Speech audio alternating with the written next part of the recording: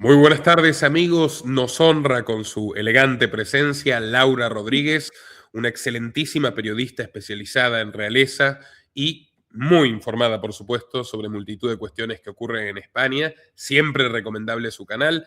La mayoría de ustedes la conocen y si no la conocen, vayan a suscribirse inmediatamente. Laura nos acompaña hoy para conversar sobre la situación crítica que atraviesa España en el contexto de una invasión que hemos cifrado con estimaciones de expertos en 108.000 personas, 20.000 por encima de lo que reconocen las autoridades, que ya ha producido 14 violaciones a menores de edad. Se estima que hay 8.000 invasores adentro de la península y un resabio de 14.000 ocupando viviendas, durmiendo en playas, interrumpiendo la vida de los ceutíes. Para peor, recientemente el ministro de Justicia de Marruecos, hablando en nombre del rey de Marruecos, sostuvo que Ceuta y Melilla corresponden a Marruecos y tomarán las acciones necesarias para volver a controlar el territorio ante la indolencia cómplice de Sánchez. Sabemos bien que extorsionado por un hackeo realizado por el software israelí Pegasus en Marruecos y donde se supone que se extrajo información comprometedora, por lo cual lo tienen muy bien sujetado. ¿Qué opina ante todo esto, mi querida colega? Bueno, muchísimas gracias, Nicolás, por invitarme a tu canal. Siempre que vengo, pues muchos de tus seguidores se pasean por el mío, así que muchísimas gracias por tener la oportunidad de venir. Creo que la situación en España es crítica y mucho más crítica de lo que cree la gente, porque lo que se comenta con los periodistas, las personas que he entrevistado en mi canal, es que esto es un plan de Pedro Sánchez, el tema de Ceuta es un plan de Pedro Sánchez, porque el año que viene va a convocar un estado de alarma y no va a convocar elecciones en marzo del 2027.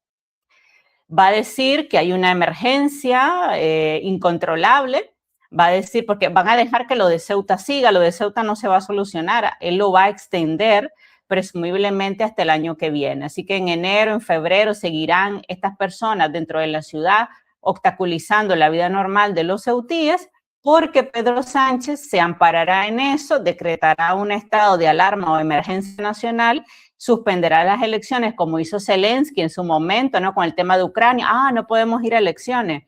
Y eso es lo que muchos periodistas, entre los cuales me incluyo, creo.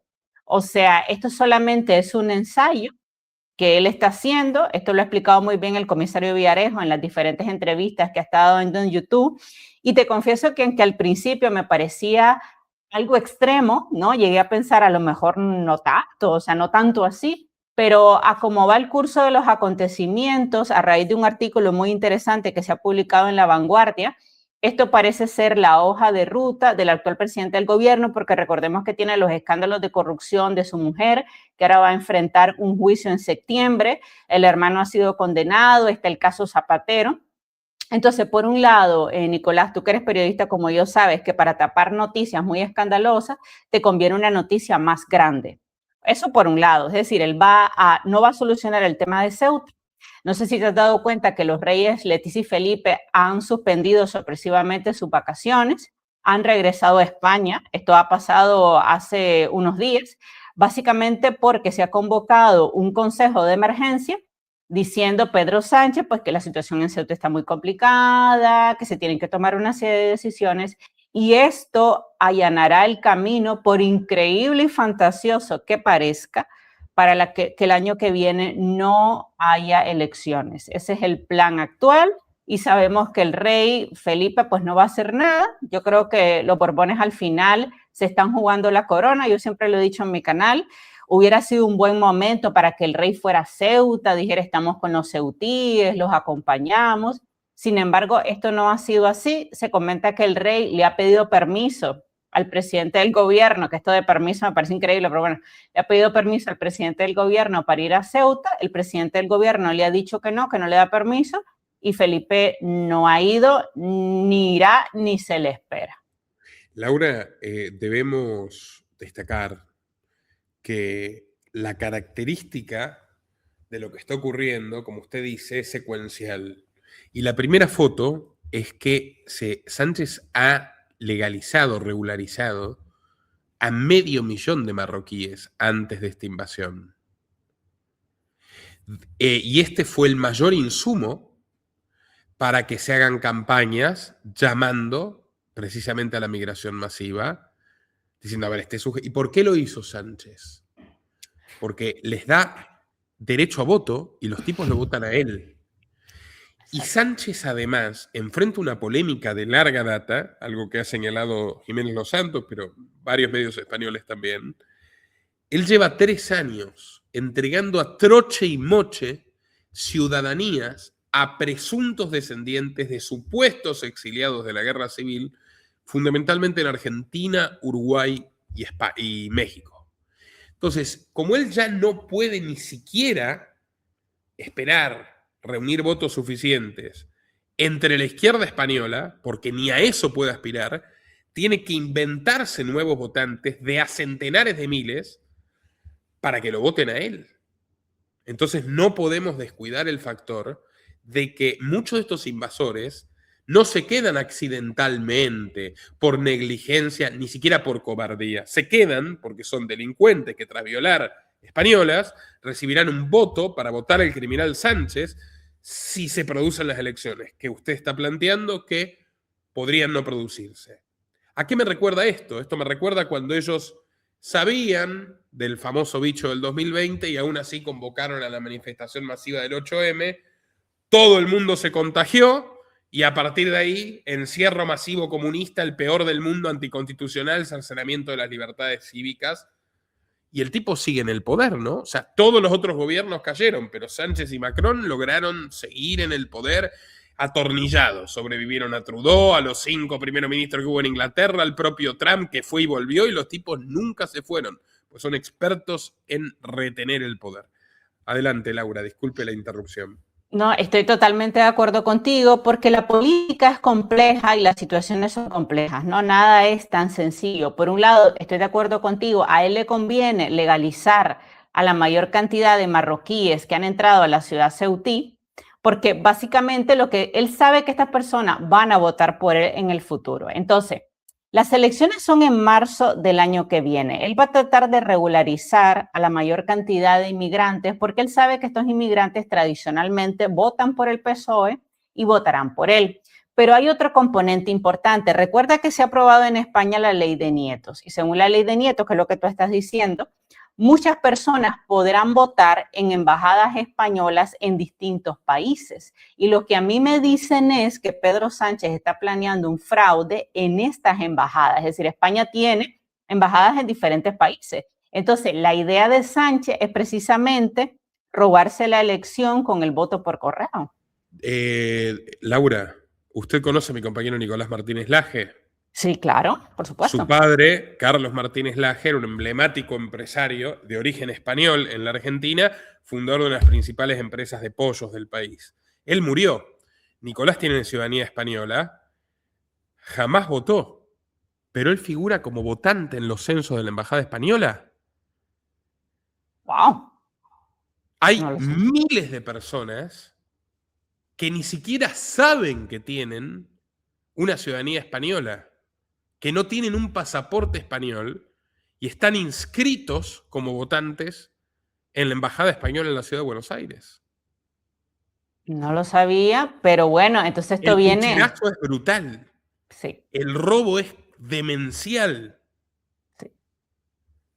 Sí. Es tremendo. Sí, es tremendo y básicamente yo sé que mucha gente piensa que esto es teoría de la conspiración, que esto no va a pasar, pero a mí lo que me dicen mis fuentes en España, y esto lo he comentado con muchísimos periodistas españoles que están preocupados, es que Sánchez quiere perpetuarse en el poder a como sea. Por un lado, porque le gusta el poder, porque no se quiere ir del gobierno, y por otro lado, porque mientras él sea el presidente del gobierno, él va a poder tener en su control a los jueces, los magistrados. Es decir, a él le conviene para que si su mujer, por ejemplo, es condenada, él la pueda indultar a través del Tribunal Constitucional con Conde Pumpido, que sabemos que es del PSOE y es amigo de Pedro Sánchez. Entonces, por un lado está la situación de que mucha gente en el entorno de Pedro Sánchez, que ha sido clave para que él llegara al poder, está salpicado por múltiples casos de corrupción, por lo cual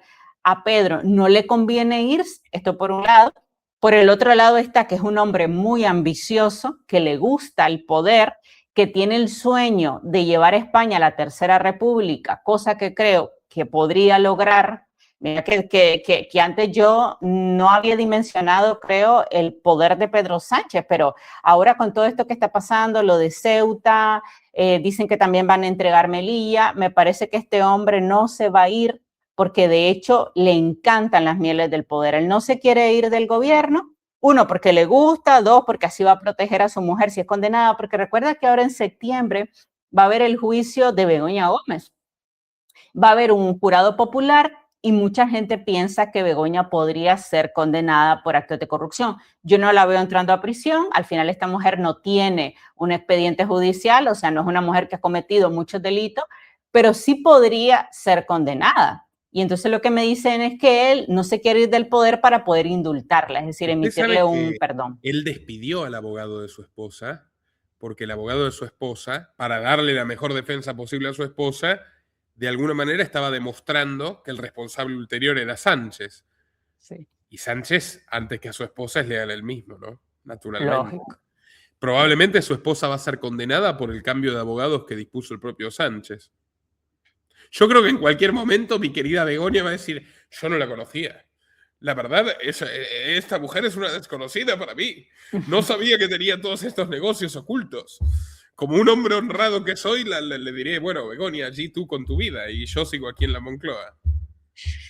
Bueno, lo que estás diciendo es muy interesante porque sabemos que Begoña y Pedro Sánchez no están juntos actualmente, es decir, ellos hacen el paripé ante las cámaras, pero Begoña tiene una relación con Javier Hidalgo y Pedro Sánchez tuvo una relación o mantiene una relación con Susana Sumelso, es decir, ellos en lo privado hacen vida por aparte, un poco lo que pasa con Felipe y Leticia, ¿no? Que cada uno hace su vida por aparte. Sin embargo, me dicen que en términos de relaciones públicas, de tu imagen, obviamente Pedro Sánchez no la puede dejar caer porque lo haría lucir mal a él. Es decir, él no la va a proteger porque la ama. Eso estamos clarísimo todo. Él la va a proteger porque en términos de imagen se vería muy mal que un presidente del gobierno en funciones tuviera a su esposa condenada y en la cárcel, por ejemplo, por corrupción. Entonces, estoy contigo. Cuando digo que la va a proteger, no lo digo porque la ame, sino porque a él le conviene. Y recordemos, Nicolás, que él se quiere quedar en el poder. Es que si él se fuera a ir en marzo del año que viene, yo te apuesto que hasta la puede dejar tirada a Begoña. Pero como él se quiere quedar 4 años más, entonces él no puede darse el lujo de tener a su mujer en prisión o condenada. Entonces, a mí lo que me dicen es, y me dicen mis fuentes muy solventes en España, que él la piensa indultar. Entonces, todo esto, por eso digo que es como una especie de tablero de ajedrez, ¿no? Nada es tan sencillo, todo es complicado y por increíble que parezca, lo de Ceuta y lo de Melilla, porque me dicen que también van a entregar Melilla a Marruecos, es parte de todo este plan, porque recordemos que Pedro Sánchez tiene muy buenas relaciones con el rey de Marruecos. Esto podría ser un contrasentido, pero las tiene, entre otras cosas, porque además de que podría estar chantajeado lo que tú dices por las filtraciones de Pegasus, a mí me confirman que Begoña ha tenido durante muchos años relaciones comerciales con Marruecos en términos de narcotráfico. Entonces, ¿qué es lo que pasa? Como tienen tantos negocios, Pedro Sánchez y el rey de Marruecos, a mí me dicen que esto incluso es un favor que le ha hecho el rey de Marruecos a Pedro Sánchez. Es decir, Pedro Sánchez le ha dicho, oye, Mohamed, yo te necesito, nosotros tenemos negocios, todo lo demás, que el rey de Marruecos le tendrá cositas a Pedro Sánchez. Pero este favor que le está haciendo el rey de Marruecos a Sánchez es por los negocios que ellos tienen en común, porque las relaciones entre Sánchez y Mohamed VI no son malas, me dice que más bien son buenas. Entonces Pedro Sánchez le ha dicho a Mohamed, oye Mohamed, tú sabes que el año que viene voy a convocar elecciones y las podría tener perdidas, porque Sánchez sabe que los españoles no lo quieren, no van a votar por él. Le va a costar mucho trabajo formar gobierno. Y entonces, el que le ha dicho, yo necesito atrasar las elecciones hasta que se apruebe la ley de Nieto y a lo mejor que no hay elecciones en marzo de 2027 y convocarlas en 2028, por ejemplo. ¿Cómo tú me puedes ayudar? Y entonces Mohamed VI le ha dicho, bueno, pues metamos muchos marroquíes, convoquemos un estado de alarma Y así hacemos este ensayo. El año que viene metemos nuevamente en Ceuta, por ejemplo, en enero, a 100.000 o a 120.000. Yo te ayudo con el estado de alarma y a cambio, ¿qué tú quieres? Entonces, ¿qué le dijo Mohamed? Yo quiero Ceuta y Melilla. Yo quiero que estas ciudades que son enclaves en África, que siempre han sido españolas, dicho sea de paso, nunca han sido de Marruecos, porque Marruecos se fundó, de hecho, después. O sea, Ceuta y Melilla siempre ha sido española, pero sabemos que el sueño de Mohamed VI siempre ha sido presentarle a su pueblo que él incorporó los territorios de Ceuta y Melilla a Marruecos. Y yo creo que esto es un ganar-ganar. Es decir, Sánchez le ha dicho, yo quiero no convocar elecciones el año que viene para legalizar a través de la ley de nietos a muchos españoles en el extranjero, que seguramente votarán por mí, haré un fraude electoral en las embajadas, a cambio de que tú me metas marroquíes, pues yo te voy a regalar prácticamente Ceuta y Melilla. Y ha habido, te decía, un artículo muy interesante que se ha publicado en La Vanguardia por un periodista, que de hecho lo han despedido, bueno, hay todo un escándalo ahí, pero básicamente se ha dejado caer esta posibilidad, que este es el plan que está detrás de esta invasión, porque no sé si tuviste las imágenes, pero había camiones llevando a las personas, a hombres en edad militar, Sí, a la frontera ceutí. Los camiones estaban custodiados por los gendarmes marroquíes, uniformados. La policía Es, marroquí, la que es la Guardia Civil marroquí, básicamente, la policía militar marroquí los llevó en camiones a los invasores a que invadan. pero no solo eso. Si tú ves las imágenes, los guardias fronterizos, los guardias civiles, en mi país se le llama guardias fronterizos, no sé, en España creo que guardias civiles, prácticamente abrieron las puertas. Hay unas imágenes donde los guardias le dicen a los marroquíes, entren, entren, y hasta los ayudaban a cruzar el mar. Es decir, que lo que intento decir con esto es que las guardias fronterizas están para evitar que las personas de otros países entren a cualquier país. Esto en todos los países del mundo. Y a mí me llamó poderosamente la atención cuando se produjo esta entrada de marroquíes, que básicamente la policía fronteriza no hacía nada. O sea, los guardias civiles estaban allí, no reaccionaban, más bien le decían, entren, entren. Claro, ahora lo entiendo, porque esta fue una orden que viene directamente desde España, ¿no? A través de Margarita Roble o del ministro del Interior Marlaska, que les dijo, no se preocupen, ustedes déjenlos entrar, porque quieren causar el colapso de la ciudad, porque esto, Nicolás, no es más que un experimento. La verdadera invasión se va a producir el año que viene. Pedro Sánchez lo que está viendo es cómo reacciona el pueblo ceutí a esta invasión. ¿Y cómo ha reaccionado? Bueno, la gente protegiéndose en las casas, con miedo, las mujeres españolas no quieren salir a las calles, pero no se ha salido totalmente de control. Por ejemplo, en España, porque bueno, Ceuta está en África al final, la gente está vacacionando, por increíble que parezca, esto no ha sido muy escandaloso en España, la gente va a lo suyo. Entonces, ¿qué ha dicho Pedro? Bueno, pues me ha funcionado, he metido personas, los ceutíes tienen miedo, pero en España esto no ha generado una convulsión social, no ha habido marcha, todo el mundo está vacacionando, entonces, ¿qué ha dicho Pedro? Esto me puede funcionar el año que viene. Y yo casi apostaría mi canal de YouTube que el año que viene vamos a ver una segunda invasión en Ceuta y probablemente también en Melilla, mucho más grande de la que hemos visto ahora, para suspender las elecciones, convocar un estado de alarma y que Pedro se perpetúe en el poder. Esa es mi apuesta. Mencionemos que el presidente de la Asamblea israelí, que de hecho ya había dicho, el presidente de la Knesset, que estaba abogando, haciendo lobby para que Argentina le gane a España en el Mundial, no lo lograron, luego se burló de la invasión, apoyan la invasión, Marruecos tiene un acuerdo militar explícito con Israel, Israel hackeó el teléfono de Sánchez, Israel se la tiene jurada a Sánchez, porque quizás la única actitud de Sánchez mínimamente honrada, no porque él lo sea, sino porque quedó acorralado, es la de condenar el genocidio en Gaza. Pero también Trump recordó que Ceuta y Melilla están fuera del acuerdo de la OTAN por estar en territorio africano y le da a la derecha totalmente, y Marco Rubio lo ha dicho explícitamente, a la reclamación marroquí. Ante lo cual, de repente lo que estamos viendo es que Sánchez, como el experto que es en mantenerse en el poder, dice, bueno, tomen amigos, les doy esta ofrenda, Netanyahu, Trump, rey de Marruecos, tomen Ceuta y Melilla, yo me quedo. Fíjate que esa Y lectura... eso le encanta a Trump. Fíjense lo que hizo con Delcy Rodríguez. O sea, sí, ahora Pedro va a ser, Pedro es bueno. Lo va a llevar a la Casa Blanca y decir, Pedro es bueno y nos entregó Ceuta y Melilla. Está Claro, reformado, Pedro. Sí, Nicolás, estoy de acuerdo contigo que esto también se puede leer en clave geopolítica, porque nada es muy sencillo, ni nada de blanco o negro. Por un lado, a él le conviene esto de Ceuta porque el año que viene lo va a utilizar para la verdadera invasión, y por otro lado, sabemos que los Estados Unidos, Marruecos e Israel quieren controlar el estrecho de Gibraltar. Y como Marruecos es un estado proxy de Estados Unidos e Israel, entonces obviamente aquí gana todo el mundo, porque si entregan Ceuta y Melilla a Marruecos, ¿quién controlaría el estrecho de Gibraltar? Marruecos. ¿Y Marruecos es aliado de quién?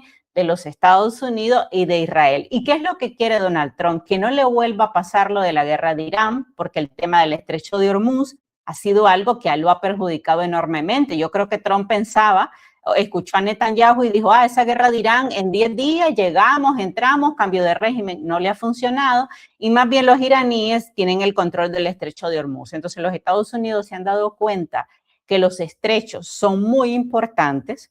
Trump obviamente no se lleva bien con Pedro Sánchez, entonces, pero yo realmente que no es que le quiera hacer daño a Pedro, yo creo que él quiere el control del estrecho de Gibraltar. Y entonces él dijo, bueno, ¿nos conviene esto de Ceuta y Melilla? Nos conviene. Entonces, efectivamente, dijeron hace unos días el congresista Tomás Massi que básicamente los Estados Unidos le había dado a Marruecos 40 millones de dólares un poquito antes de la invasión, presumiblemente, pienso yo, que con este dinero que aportaron los contribuyentes norteamericanos, sin saber probablemente, se ha financiado esta invasión, porque en el largo plazo estas ciudades serán entregadas y los Estados Unidos se quedarán con el control del estrecho de Gibraltar. Y yo creo realmente que ha sido la CIA, el CFR y todos estos organismos terribles que han estado un poco detrás de todo este movimiento, que han dado el dinero porque quieren el control del estrecho de Gibraltar. Entonces, fíjate que todo el mundo gana. Por un lado, si entregan Ceuta y Melilla, los Estados Unidos se hacen con el control del estrecho de Gibraltar, le sirve a Pedro Sánchez como un ensayo, porque el año que viene va a haber otra invasión todavía mayor, suspenderá las elecciones, se quedará en el poder un año más sin convocar elecciones, y cuando él crea que las tiene ganadas, las convocará. Entonces, aquí le ha servido a todo el mundo. Estoy de acuerdo, estimada Laura, estoy de acuerdo, me parece. Yo todo el tiempo recibo, a ver, el principal grupo de público, tengo una empresa dedicada a traer inversiones y relocalizar familias en Paraguay, son los españoles. Los españoles están yendo masivamente de España, de hecho ya son el tercer grupo de migrantes en Paraguay, hay más de 20.000 españoles aquí, y la sensación que me transmiten es la de absoluta desesperación. Incluso yo subí una entrevista que le realicé a un inversor español, una persona muy interesante. Forma parte de un video que le recomiendo que se titula España ya no es España, donde él hace una larga enumeración de todos los aspectos fundamentales de la vida cotidiana que están dramáticamente intervenidos por el Estado. Y además hace una reflexión sobre la policía española. La policía española es una de las más brutales de Europa, es una policía ensañada contra los españoles y que no ignora, omite, permite abiertamente que los invasores a sus anchas cometan todos los delitos. Y yo destaco nuevamente, y lo vuelvo a decir, yo defiendo la libre inmigración. Yo sé que incluso hay inmigrantes ilegales en Europa, que son personas honradas, honestas, integradas, que no son fanáticos religiosos. Eh, pero ¿qué clase de ser humano manda a los hijos al Mediterráneo que se murieron 70 criaturas ahogadas? ¿Qué son los MENAs, menores de edad no acompañados? ¿Qué clase de ser humano hace eso? Además, uno estudia Marruecos, estimada Laura, Marruecos no es un país pobre, tiene alta tasa de desempleo juvenil, pero no es un país pobre, es un país de renta media. No es un país inseguro, tiene una de las tasas de homicidio más bajas del mundo. De hecho, es una tasa más parecida a Europa que a América Latina. Ni los países más seguros de América Latina tienen esa tasa de 2 homicidios por cada 100.000 personas. ¿Por qué? Porque mandan a los criminales en contingentes enteros a Europa y encima cobran por supuestamente proteger las fronteras de Europa. O sea, es un negocio redondo el que hace el rey de Marruecos, que por otra parte es un genocida. Lo que está haciendo con los saharauis es brutal. Y de hecho España, por una cuestión histórica, independientemente de quién la gobierne, tiene una relación con la gente del Sahara, que fue invadido así como están invadiendo Ceuta con la Gran Marcha Verde, literalmente así, mandando hombres en edad militar disfrazados de civiles, así se quedaron con el Sahara y están exterminando a su pueblo original, que son de etnia similar a los tuareg, ¿no? Nómades. España ha atendido a muchas de estas personas, España ha defendido a muchas de estas personas y Marruecos lo toma como un acto de guerra. Villarejo, que creo que es un testigo privilegiado del Estado Profundo Español porque él formó parte orgánica de él, me dijo en una entrevista en mi canal, que por cierto le agradecimos mucho a usted, que es la que la facilitó, que la propia policía española es consciente, plenamente consciente, de que los asesinados en el 11M son muertos de Marruecos, que los atentados de Atocha los hizo Marruecos. O sea, ¿qué está defendiendo la policía española? La policía española también está al servicio de Marruecos. Es mi conclusión. El ejército español está al servicio de Marruecos. Yo quiero que mire esto, Laure, que me dé su opinión. La reciente declaración de la, entre comillas, ministro de Defensa de España, Margarita Robles.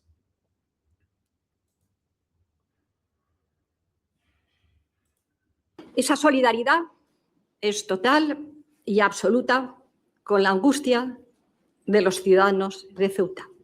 Ellos saben que tienen toda mi empatía. He conocido de primera mano su sensación de angustia, de abandono, de inseguridad. Quiero pedir disculpas a todos aquellos que puedan haberse sentido o que incluso hoy sigan sintiéndose abandonados o no suficientemente acompañados. Quiero dirigirme a todos aquellos como Germán, que perdió un hijo legionario, como Pepi, como África, como tantos otros que se dirigieron. Como África. ¿Quién se llama África? O sea, eso lo metió el guionista Wok. A mí en mi visita a Ceuta. Estamos con ellos y sufrimos con ellos. Su angustia es también nuestra angustia porque somos, ante todo, seres humanos. Quiero decirles, como les he dicho a ellos, que no están abandonados. No lo van a estar. Parece una maestra de kindergarten más que una ministra de Defensa. Admite básicamente que fallaron, por eso pide disculpas.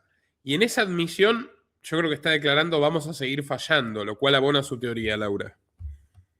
Totalmente. Y si quieres podemos comentar rápidamente el tema de qué papel podría tener Felipe VI en todo esto, porque yo entiendo el sentido de las monarquías, ¿no? Nosotros no tenemos monarquía, pero yo entiendo que la idea de tener un rey es que en momentos de extrema necesidad el rey puede intervenir, disolver las cortes y reconducir el país a la normalidad democrática.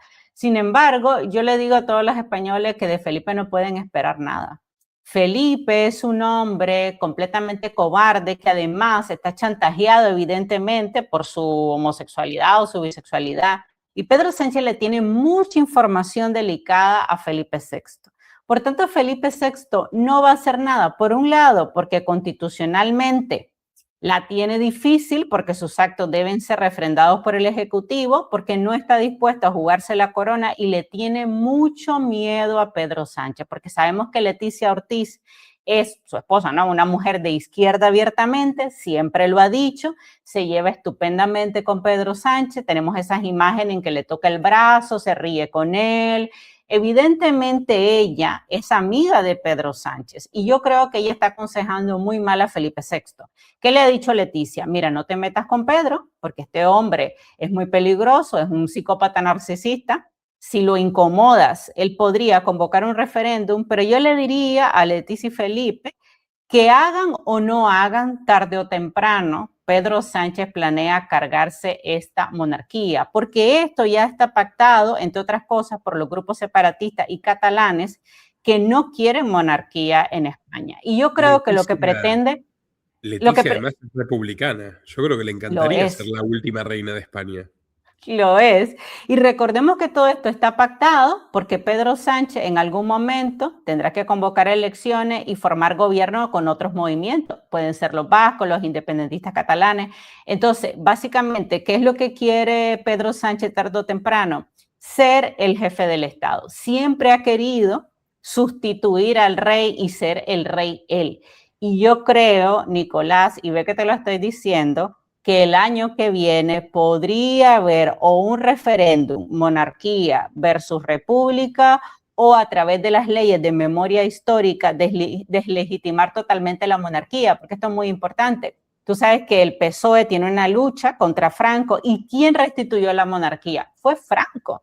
Entonces, a través de las leyes de memoria histórica, incluso, él podría decir, como la monarquía viene del franquismo, entonces vamos a deslegitimarla totalmente y abolir la monarquía. Y lo que se comenta, Nicolás, y lo comentan muchos periodistas, es que cuando Pedro convoque a elecciones, también irá de la mano con esa elección o un referéndum o una consulta popular de si los españoles quieren monarquía o república. Y evidentemente la mayoría de los españoles están tan decepcionados de estos reyes que van a votar por una república y no por una monarquía. Y yo estoy casi completamente convencida que Leonor, la hija de Felipe y Leticia, nunca va a ser reina. Estoy casi convencida.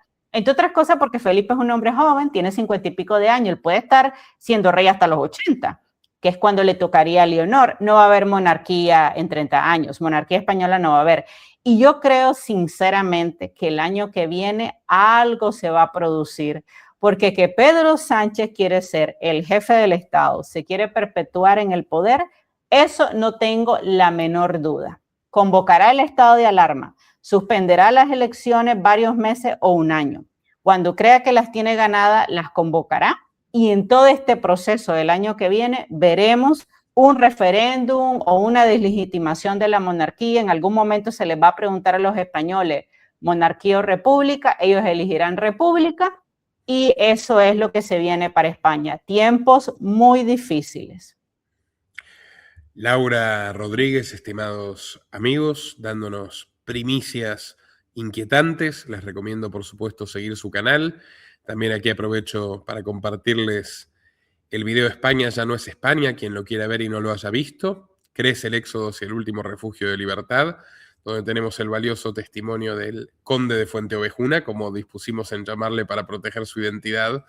Y los invito, por supuesto, a todos los que quieran proteger su patrimonio y a sus familias, a aplicar a clubamagi.org.